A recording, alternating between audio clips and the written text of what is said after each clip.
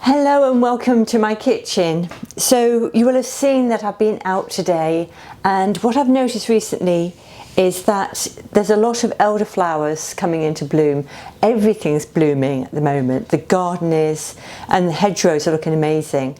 So I thought I would make some elderflower champagne. It's not really champagne, of course, and it doesn't really, I don't think it's alcoholic either. It might just mildly ferment and create some alcohol.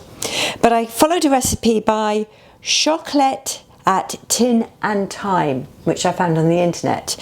And it caught my eye because she said she used less sugar.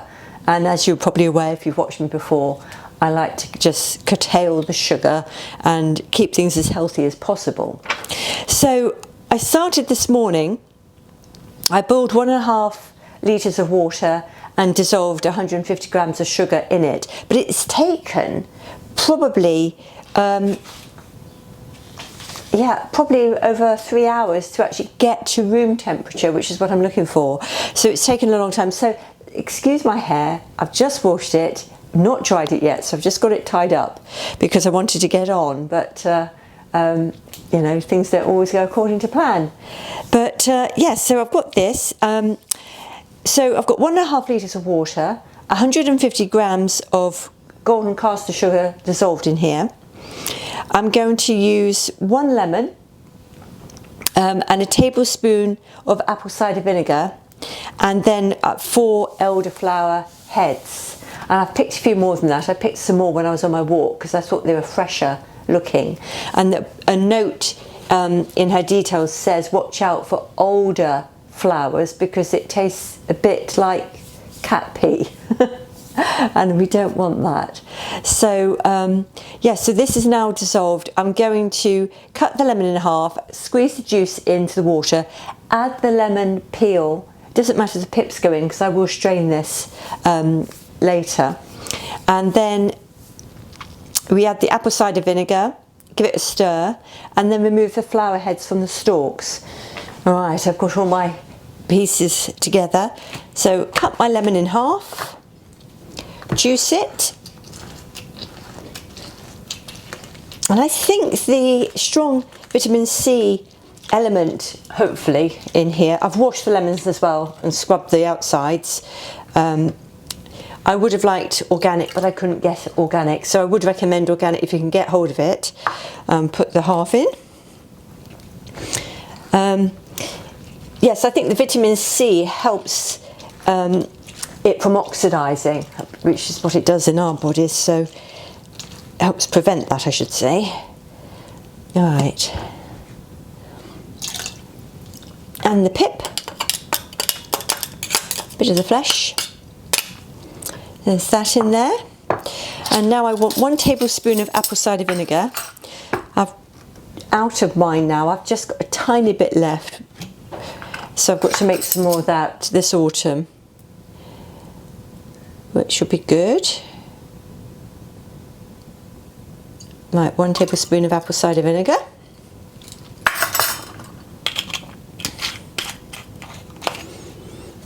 And give it a stir.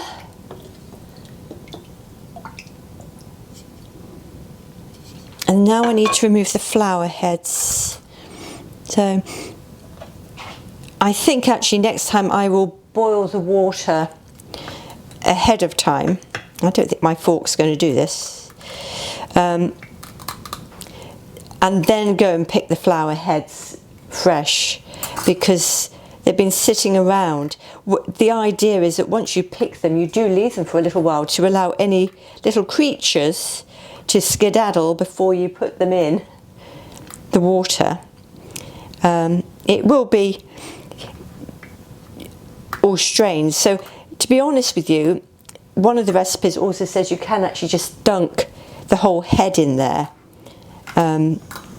So I've decided not to be too precious. We'll go with that.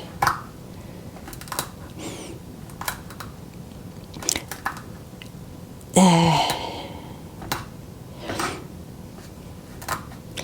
the information I read said if the heads are too white, they're probably older. There's one. And therefore probably too, I hate to say it, but pea tasting to make it worthwhile. Alright, let's see if I can do this slightly differently. There we go. I'm just going to put the lot in.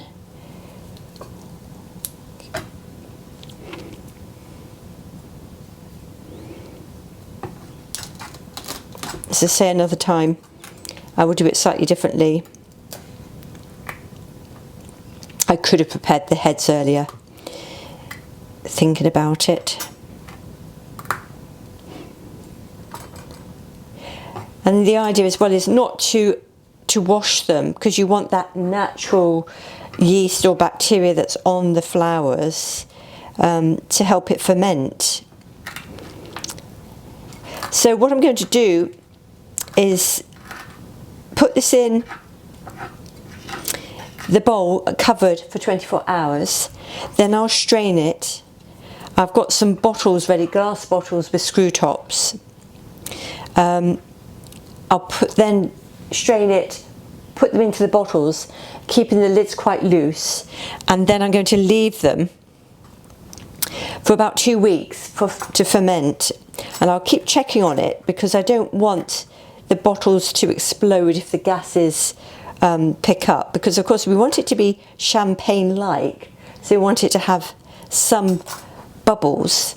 But if you tighten the lids too much, then obviously the gas can build up and it can explode. And apparently even after you've made it, you may need to be careful if it keeps fermenting. So that's something to be aware of, particularly if you're putting it in the fridge.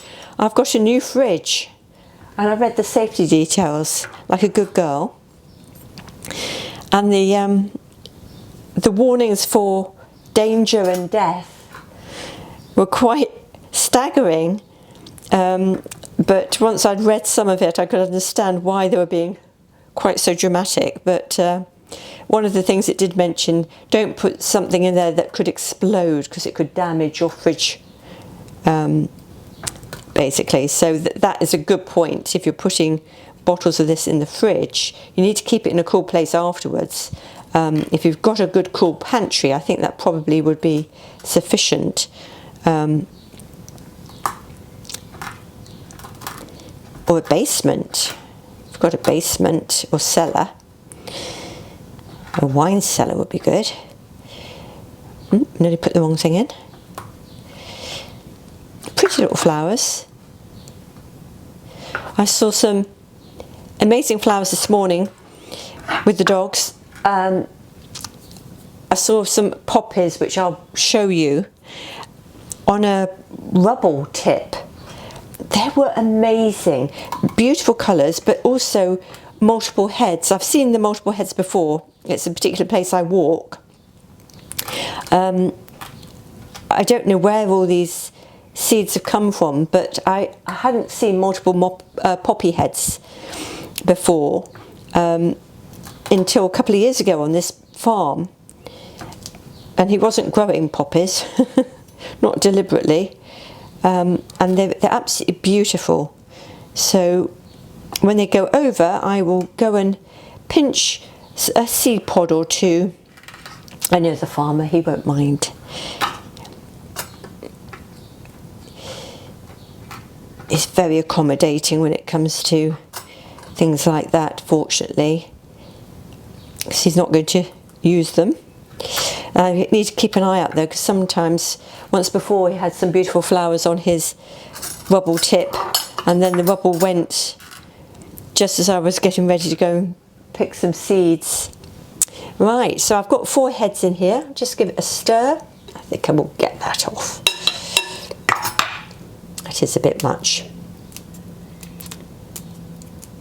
This is actually the first time I've done this, and I also thought, when I was reading the instructions, it would probably be nice with rose petals. And also I was thinking about attar of roses, pelargonium, the leaves from that. I thought, because they are so beautiful. They smell a bit like Turkish Delight. So I think I'll try it. If I have success with this one, I will try it with rose petals and also the leaves from attar of roses. I thought as well it might be nice with lilac, possibly even lavender. Lavender might be nice as well.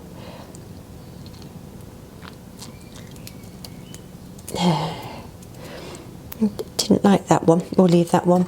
So there we go. So now what I'm going to do is cover it with a cloth. I'm going to put this on the dining room table and leave it for 24 hours. And then I will do some straining. So that's simple, isn't it? And if it works, which I know the recipe works because obviously this lady has made it and put it out on the internet.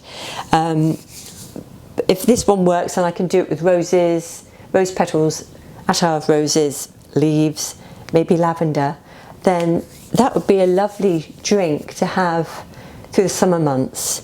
And yeah, I will catch up with you tomorrow when I strain it, and we'll go from there. It's now the next day. The elderflower heads have been soaking for 24 hours, or actually it's over that now, and gone a little bit brown, but otherwise we're ready to put it through the sieve. So I've got a very large jug here, which I bought years ago. I got this, I think, from Sainsbury's, and it's my stock jug. I've got a sieve to go over the top and a piece of muslin to go inside the sieve to help catch all the small bits. And all I'm going to do is simply ladle this liquid into the jug through the sieve to take all the little flowery bits out and anything else that might be in there. And oops, it does smell nice. I have to say, it smells very nice. So I've got here 2 bottles as well. These are 2 old wine bottles that I've cleaned. I've washed them. I've put them in the range to sterilise them, and they've got the screw top lids, and I'm hoping these 2 will be sufficient to take this elderflower champagne. So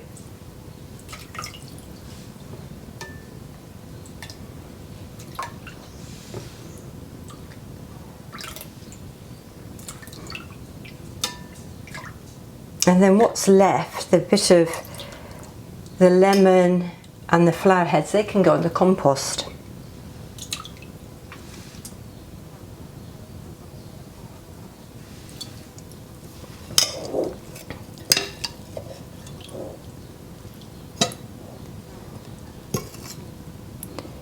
Right, I am tempted to just see if I can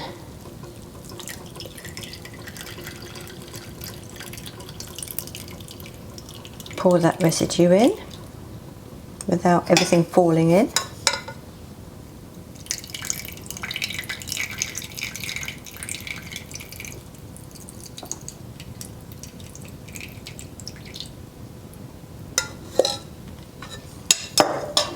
There we go.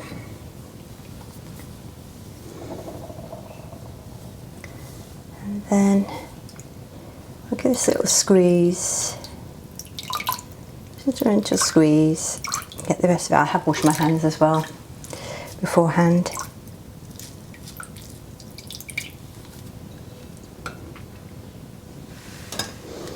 There.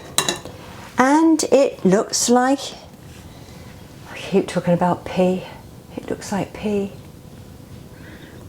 Slightly dehydrated person, I would say. I'll show you so you can see the colour.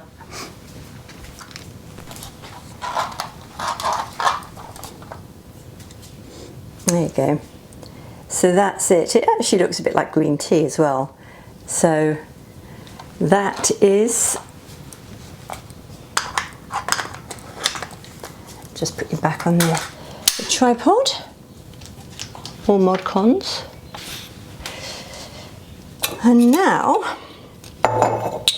I need to decant it into here. Now I'm not going to be able to pour it from this jug. I'm going to get a little funnel.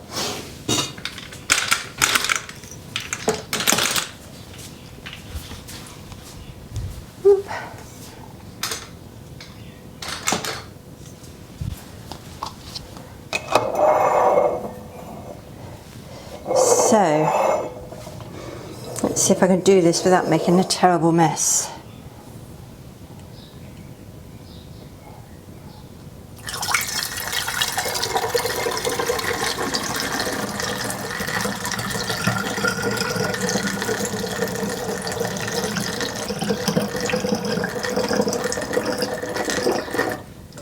It says to let it, fill it to, so there's at least 3 centimetres allowed between the neck of the bottle and the elderflower.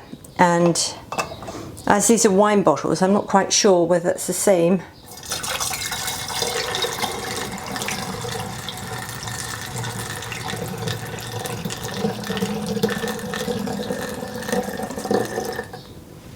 Oh, I'm going to get this in both of these. I'm going to just risk this.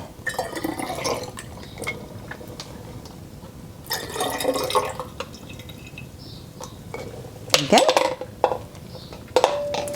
Put that there. And now I'm just going to put the lids on loosely. Don't want to tighten it. And then these will just stand at room temperature for 2 weeks, and I will just ease the lids each day to make sure if there's any build-up of gas that I release it. And then after 2 weeks it should be ready to be drunk and or be stored in the fridge. Let's just see, excuse me darling, let's just get my notes. Ready to drink after 2 weeks, or screw top tightly and store in a cool, dark place. And there is a warning, if it is too warm, it may continue to ferment and you could get exploding bottles. Yes, that's it. So, 2 weeks' time, we'll be trying that. And in the meantime, I just want to show you one more thing. For those of you who followed me a couple of weeks ago, I made some sauerkraut, and I made 1 kiln a jar and a half. I've already eaten the half. Now it took, I think, about 5 days to ferment. It was really quite humid, and I was a little bit anxious about leaving it for too long in case in that humidity there'd be mold growing. So I decided to, after 5 days, finish the fermentation, put it in the fridge, and actually it's worked out beautifully. And I'm eating this with salads, rice dishes, pretty much having it on a daily basis, because it does help build up a good diverse gut bacteria, and particularly the ones that are most helpful to us. So that worked very nice, so easy. I mean, those of you who watched it, it took me no time at all to make it really. The main amount of time was getting enough juice to come out from the cabbage to have that liquid. So yes, that's worked out nicely, and we'll see in a couple of weeks how this goes. In the meantime, I do a Cheats elderflower champagne, and quite simply I just add a little bit of elderflower cordial, really a small amount, into the bottom of a champagne glass and top it up. I choose Pellegrino to top it up with because I like that particularly, and it's very refreshing. But minute amount of the cordial, because I don't want all the sugar that's in there. There's obviously sugar in here, and we'll see how that goes. But that's it for the elderflower champagne, a nice alternative to alcohol, and a nice alternative to some of these fizzy drinks that are so laden with sugar. It's obviously still got sugar in it, but we also know where the ingredients have come from, so which I think is really quite important. So thank you for joining me. I hope to see you again soon. If you like the video, please share it with friends who you think might benefit, and subscribe and like if you would like to do so. So I hope to see you soon. Thank you. Bye bye.